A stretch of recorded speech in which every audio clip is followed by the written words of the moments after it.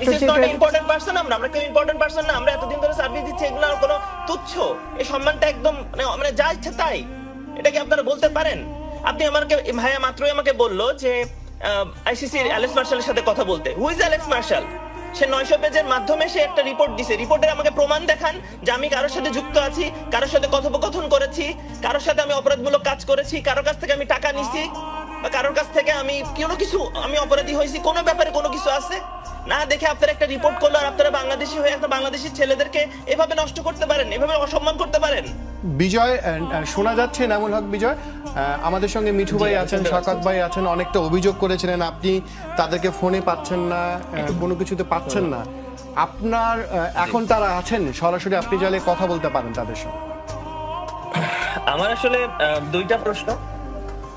প্রথম প্রশ্নটা হচ্ছে যে আমাদেরকে যে এই ড্রাফটে রাখা হলো না, সেটা আসলে আগের বছরের কোনো শাস্তি, নাকি এটা আপকামিং বিপিএল কে ক্লিন করার জন্য সেটার শাস্তি? মানে শাস্তিটা আসলে কিসের?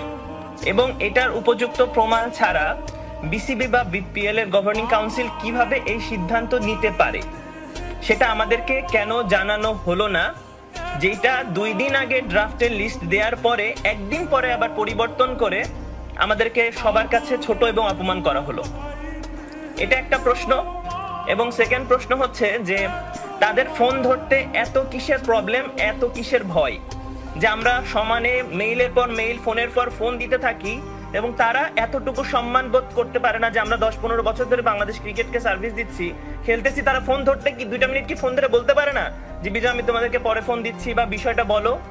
এত ব্যস্ত সবাই যে আমাদেরকে একটা দুবার ফোন দিয়ে বলতে পারে না যে কি হয়েছে না হয়েছে, আমরা বিস্তারিত জানতে চাই। এত বড় একটা সিদ্ধান্ত, কিন্তু কোনো প্লেয়ারকে ডেকে বলা হলো না কেন যে তোমাদের জন্য এটা এটা এটা এটা আছে? আমরা 1 বছর ধরে সাফারার হচ্ছি, আর এখন বিপিএল এর সময় একদিন আগে এটা একটা পরিবারের উপর দিয়ে কি যায়, একটা তার সমাজের উপর দিয়ে কি যায়, এগুলোকে একবারও বিসিবি ভেবে দেখে নাকি জাস্ট মনে করে যে একটা সিদ্ধান্ত নিয়ে নিলাম? ব্যাপারটা কি এইরকম? যদি এরকম হয় সেটার উত্তর আমি জানতে চাই। মিঠু ভাই, বলেন। দুটো প্রশ্ন হচ্ছে যে প্রথম প্রশ্ন হচ্ছে যে আমরা একদম, I want to be clear, যে আমরা গভর্নিং কাউন্সিল, আমি সবগুলি ইন্টারভিউ বলেন আর যখনই আমরা পাবলিকলি এসেছি বলা হয়েছিল যে একটা ইনভেস্টিগেশন হয়েছে, উইচ উই ডোন্ট নো।